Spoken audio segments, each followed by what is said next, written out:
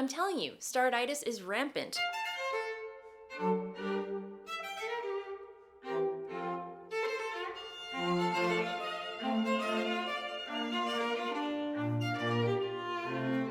Hello and welcome back to my channel. I hope you're doing well wherever you are in the world. My name is Kristen and this is a YouTube channel where I sit down, chat what I'm knitting on or working on. Primarily we chat about knitting on this channel, but as I mention every week, I have a strong tendency to dive down many a different crafty rabbit hole.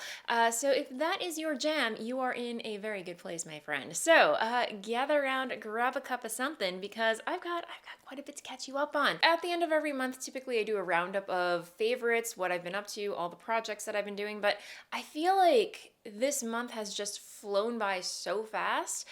I don't even know what seriously, whatever I was into last month in February, I'm still into this month. It feels like I just did a monthly roundup. So I think for March, we're just gonna let that one slide and I'm just gonna continue with the normal format of this channel. So, guys, I'm so out of the loop today.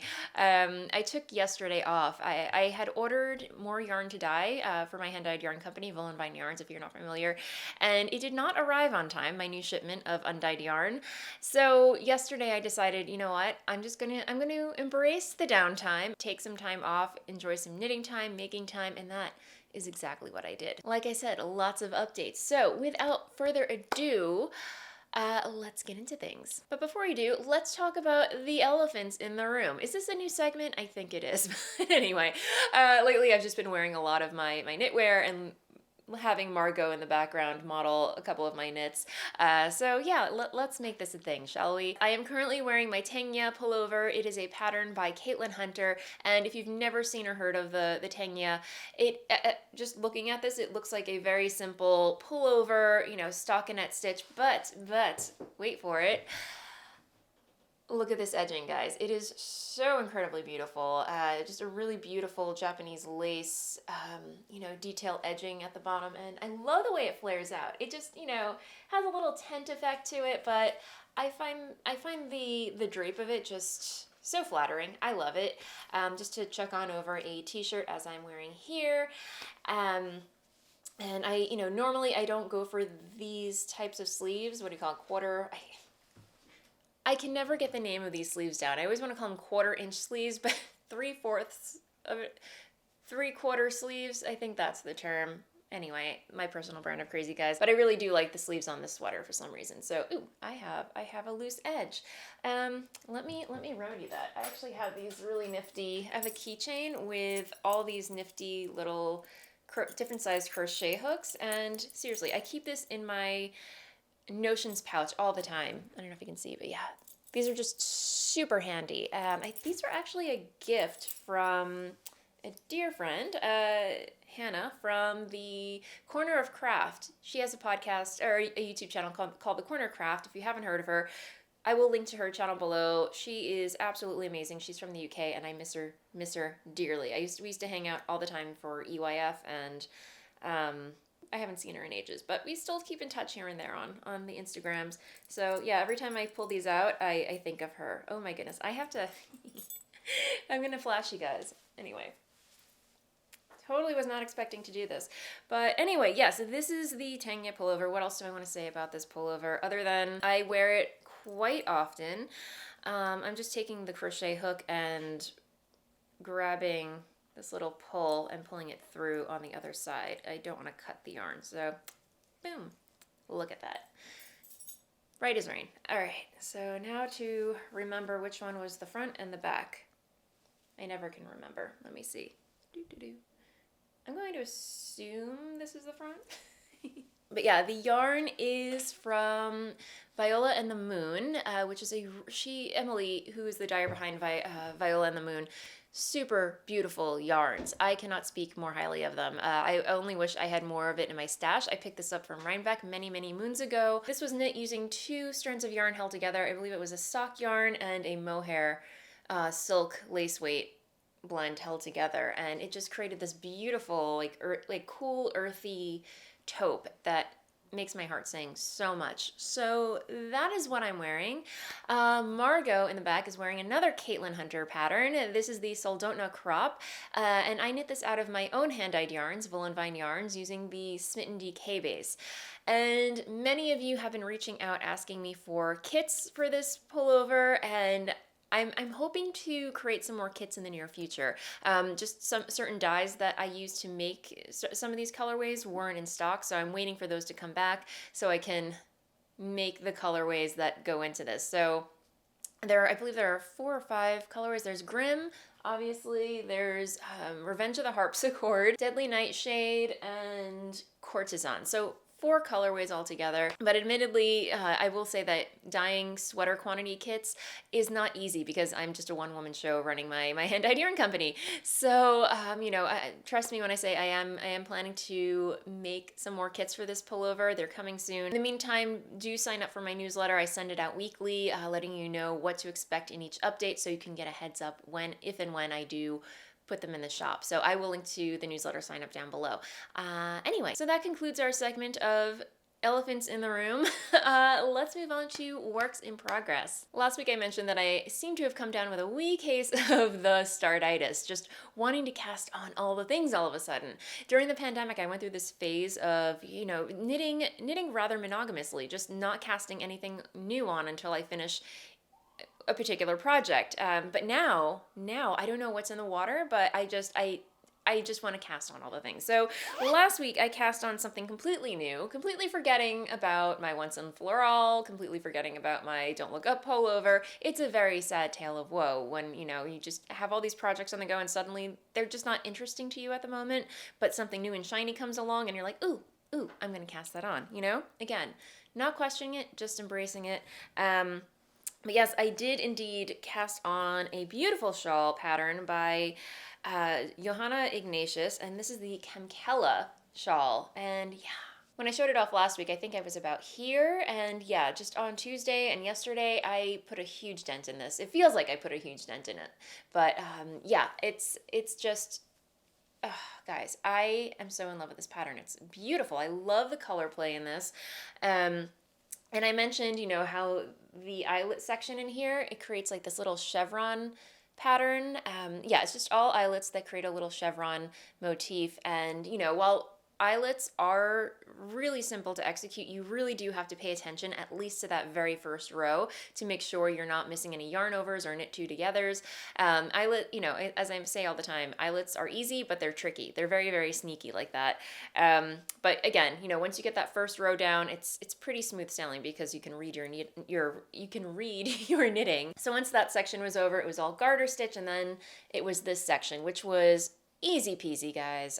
It was super easy, very intuitive because every row was pretty much the same, very much the same, exactly the same with the exception of the beginning and ending increases and decreases. All I had to do was pay attention to the beginning and end of every row, and the rest was just psst, psst, psst, zoom. What sound effects are those? I have no idea, but you know what I mean. So again, I'm knitting this out of my own hand-dyed yarns, again, Voolenvine yarns on my footsie base, which is typically considered a sock yarn, hence why I called it footsie. It's a superwash, blue face luster, nylon blend, but just because it's typically used to knit socks does not mean that you can't knit anything else with it. I mean, it is very soft and next to skin. It's soft, but feels sturdy at the same time. So I am thoroughly enjoying knitting not socks with this. So yay. Yeah, and I'm trying to think what else. This I feel like is going to be an ongoing thing. It's going to take me quite some time to finish this because this is going to be a stole. It's a giant rectangle knit on the bias, and by that I mean you're increasing a couple stitches on the beginning of the row and decreasing a couple of stitches on the end of the row. So it's a constant give and take on either side. So it creates this bias effect, or it creates a slanted rectangle, if that makes any sense. So yeah, the colorways that I'm using, again, Grim, my shaded black colorway, which I use in pretty much every single project. You guys are probably tired of seeing it. And then you have Poe, and this is by Candlelight, and Rosewater. So yeah. And that, my friends, is my Kamkala shawl by Johanna Ignatius. And yeah, what else do I want to talk about? Yes, this past weekend I went to what I now consider my new local yarn shop, and that is Pick Up Every Stitch in Mount Kisco. Guys, I cannot wax poetically enough about this yarn shop. I also had the pleasure of meeting up with some incredibly wonderful, super talented, and welcoming knitters, Jonna and Kim of Knit Together with Jonna and Kim, the YouTube channel. I will link to them down below. And Katy of Katy Did Bags. Seriously, guys, the beauty of having a YouTube channel, I mean, the whole reason why I started this YouTube channel, podcasting, or, when I first started, it was podcasting, audio, was to connect with knitters, like-minded people who get what I do, that is this crazy thing called knitting. And yeah, it's just, it still blows my mind that I can go anywhere in the world and connect with knitters. It's so cool. And when I moved here and let people know that I moved to the Westchester area, Jonna and Katy immediately reached out to me and they're like, hey, welcome to the area, they're like recommending all the different yarn shops I should check out and suggested that we get together and knit one day. And that is exactly what we did on Saturday. Thank you so much again for reaching out and suggesting we all get together. Yeah, it's so, it gives me the warm and fuzzies, guys. Yeah, it's so great. But yeah, Katy is so wonderful and awesome that she gifted me one of her project bags. If you're not familiar with Katy Did Bags, she makes pretty awesome project bags. Let me show you. So yeah. Can we talk about this? Can we just ooh and ah for a second at how incredibly well made this project bag is? I mean, this doesn't even look like a project bag. This can be used as a project bag for sure, but what a great tote. What a great tote, And I mean, can we talk about the zipper? I love the zipper. It's a rainbow. Look at that. That's so fun. Seriously, guys. And let me see. But wait, and there is her logo. So, yay, Katy. Again, thank you so much for this. You truly did not have to do this, but, this is going to get so much love from me, and it's already getting love because some yarn that I purchased from Pick Up Every Stitch is inside of here, along with a new cast on. My gosh, I mean, yeah, guys, I have no self-control. But before I get into that, Katy is offering you lovely viewers 10% off of her Etsy shop. All you have to do is, I'll link to her shop down below in the description box, and at checkout, use the code Voolenvine10 to get 10% off. Katy, thank you so much for that generous offer. Seriously, check out her shop. She has beautiful, awesome project bags. Go run over there right now. Yeah, so all right, let's talk about the wee little haul that I picked up from Pick Up Every Stitch. I should probably preface this by when I was at Pick Up Every Stitch, I noticed that the majority of people there were wearing ranunculuses. Kim and Jonna were wearing their ranunculuses. Another lovely knitter that I met there, Natasha. Hello, I don't know if you're watching, but it was so lovely to meet you as well. She was casting on a ranunculus. Katy mentioned that she knit a few, and I was just like, I need to hop on the ranunculus bandwagon. So, if you're not familiar with the ranunculus, I will pop a photo of it here so you know what I'm talking about. But yes, everyone and their monkey's uncle has knit a ranunculus. If you follow the Little Big Knits podcast with Selma, she's knit quite a few as well. Hi, Selma. Yeah, I've had this pattern on my queue for quite some time, and being surrounded by so much ranunculus energy, I felt compelled. I felt moved to purchase yarn to knit my very own, finally. So I did pick up yarn for it, and here is what I got. So I'm holding it together with two types of yarn. So the first yarn that I picked up was this beautiful yarn by, I don't want to butcher the name, Illimani. It's their Sabri base, which is 85% organic cotton and 15% baby alpaca. Let me repeat that. That is 85% organic cotton and 15% baby alpaca. A very counterintuitive combination of fibers if you if you think about it, because alpaca is so warm, whereas cotton, so it's very light yarn that you tend to knit with during the summer. So kind of maybe double guess, but Felicia, the owner, she insisted that it feels really soft here, but she pulled out a sample, showed me the sample. It was held together with mohair, and oh my goodness, you guys, it was so soft. It was so soft. I was completely sold. I was like, get in my cart, we're going home. Yeah, it turns out that this blend is absolutely stunning. It's beautiful. And yeah, you get 437 yards, which is 400 meters. And I got 3 of these. I only have 2 because I wound one into a cake. And then the other yarn that I picked up is this mohair blend. It's Ito Sensei, 60% mohair, 40% silk. You've probably seen this floating around your local LYS as well, but can we chit chat about this colorway, because it is so beautiful. This was the one that first caught my eye. If I had to describe it, it's like this peachy beige shade with a sage green floofy halo. It's I absolutely love it. So I'm holding these 2 yarns together when I knit with them. So that said, the fact that I'm talking in present tense is that I've already cast on my Ranunculus, guys. Yeah, I'm telling you, Startitis is rampant. So yeah, here we go. Here is the beginnings of a Ranunculus sweater, guys. Look how pretty. Oh my gosh. I absolutely love the way these 2 yarns are playing together. So incredibly soft. I mean, buttered kittens, 1000%. It's just so good. The Ranunculus is a pattern by Midori Hirose, and I hope I pronounced that correctly. I'm sorry if I butchered it. But she just released an update with, I believe, more sizes and more complete instructions. If I had to describe it, it's a very simple pattern so far. Like, it makes complete sense, but it's written like she provides a lot of detail. A lot of hand holding. She even provides links to, video on how to do certain stitches, which I think is great. In fact, I think she provides video tutorials for all the stitches included in this pattern.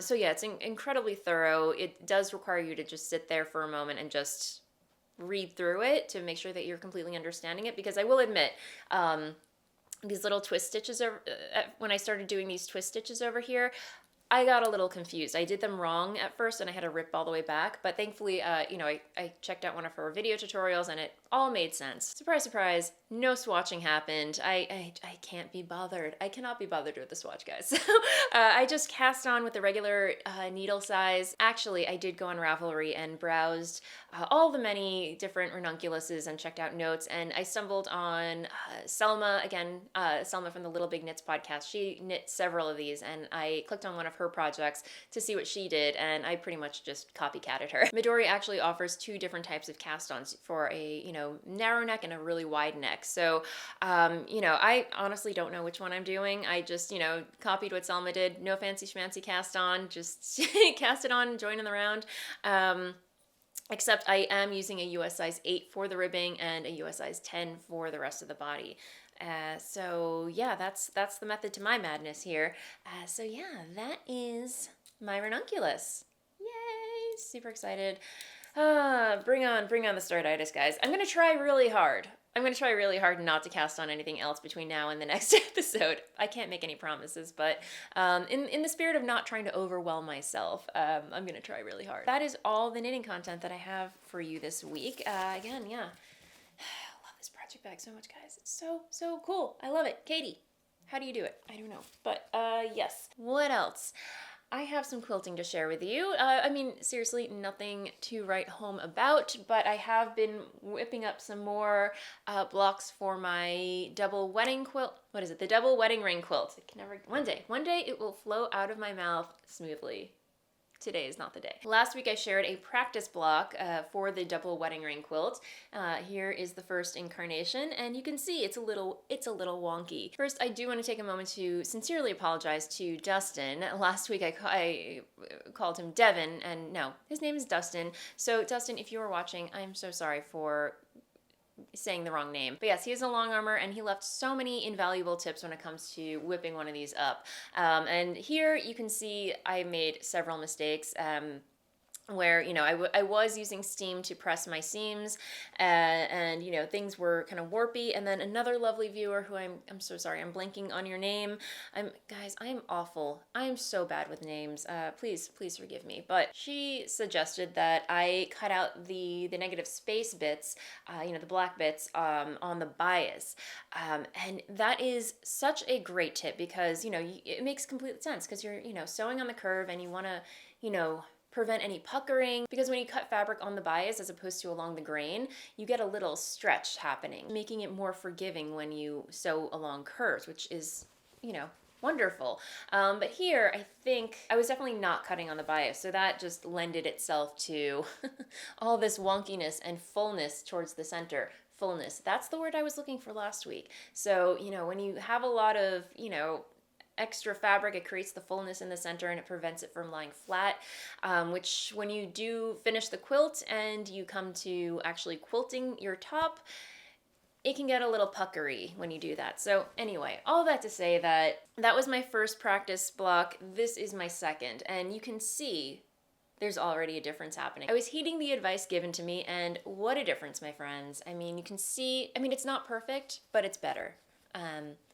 Definitely better. So, you know, I'll put both of these side by side so you can see, hopefully. Let's see. Here.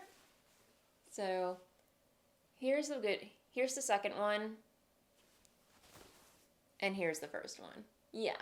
So, anyway, clearly it's working. Yeah, and each block just keeps getting better and better. So, I have a good feeling when I work on the third practice one, it's gonna not, I'm not aiming for perfection. Let's just leave it at that. So all these practice blocks are probably going to end up being a little lap throw that I'm gonna make for Bella to just, you know, lie on, because cat can never have too many quilts, am I right? But yes, hopefully, you know, I will get the gist of it. I will get my technique down, and we are going to dip in to this bad girl right here. Oh, goodness. Again, this fabric is by Riley Blake Designs in the Exquisite Collection by Jerry Robinson, and just has all these beautiful, gorgeous, chintzy florals that I am completely here for. Lots of creams, pinks, burgundies, grays. I mean, yeah, a little bit out of my comfort zone, but for some reason I just can't get enough of it. And thank you so much to everybody who left suggestions as to what kind of contrasting fabric I should use. Many of you suggested dark green, like a hunter green, and that would go so well with this because green is a complementary color of red, so it makes sense. It would make these red shades pop. However, I have, like in my brain, whenever I see red and green together, I automatically think Christmas. Not that there's anything wrong with that. I think that's wonderful, but that's where my mind goes. That's my association. And honestly, that's not the look that I'm going for with this. So I love the idea of using green though, for even green for this fabric. Like I know I'm using black, but how cool would dark green be? How cool would dark green be with these fabrics right here? I mean, I'm gonna have to get another fat quarter bundle. I mean, it just makes sense, right? So for this fabric, I am gonna stick to my plan of going with a dark gray / black, just to kind of make, you know, all the colors, you know, just to go for that, you know, dark moody contrast, if that makes any sense. And another viewer suggested that I go with a grunge print. I mean, truly brilliant. Thank you so much for that, because I actually did. I went with grunge. I hopped on, I think it was, I went to Midori Star Quilt Company, and they had the whole grunge basics collection. And if you're not familiar with what grunge print is, it's exactly what it sounds like. It's, you know, a solid, but it has like a grunge print all over it. So it looks like worn and, you know, just kind of all scratchy and everything. So I think it'll add a really nice feel and dimension to the overall look. It'll give it, you know, it won't just be a solid black, it'll just have a little more personality to it. Yeah, lending a little bit more dimension to the overall look. So anyway, that is my plan for this. As for English paper piecing, I'm debating whether or not it's even worth me showing this, because I made, you know, I haven't really made much of a dent in it, but for the hell of it, here we are. Here's where I am with my William Morris English paper piecing potholder. I guess that's what this is going to grow up to be. All that's left to do is sew a couple more hexies along these two edges right here, and I'm gonna call it quits. I'm gonna just, bind it, make a little sandwich, and turn this into a little, centerpiece pot holder rug mug type thing. And yeah, it just makes me so happy, guys. I love this. This is so fun. But yeah, that's where I am with my little EPP thing. And somebody in the comments suggested I do a tutorial on EPP. I feel like there's so many tutorials out there on it, but if you are interested in seeing me do a tutorial on how I do my English paper piecing, let me know in the comments below, and I will see what I can do to whip one of those up. I feel like it's been forever since I did a tutorial, so I want to get back on that crazy train of tutorials. Anyway, all right, that is all the creative content that I had to share with you this week. As far as life stuff, again, we're just getting our ducks in a row, guys. I did hang some shelves up in my craft room. I hung some pictures. This back here, still a work in progress, not even gonna mention it. We're still weekend warriors, tackling all the things. We had a guy come by to clean up all the leaves that were around the house, just like spring cleaning, on our lawn and everything. So that is cool. And then, yeah, we're still trying to figure out the roof situation, the bathroom situation. It's all very much up in the air, but these are things that need to get done, and they're gonna get done over the course of a period of time.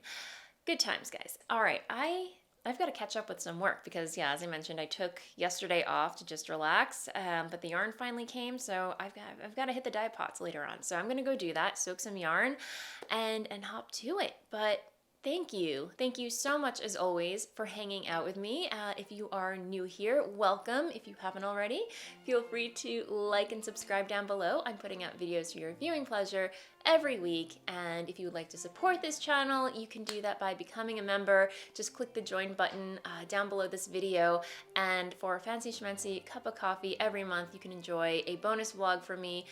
There's the Monday waffle, just a very casual vlog of me chit-chatting about, what I got up to over the weekend, life-wise, craft-wise, and then a couple of bonus vlogs sprinkled in here and there. If that's something that interests you, do consider becoming a member, and I would be so grateful. So anyway, have a wonderful weekend, and I will see you next time. Bye!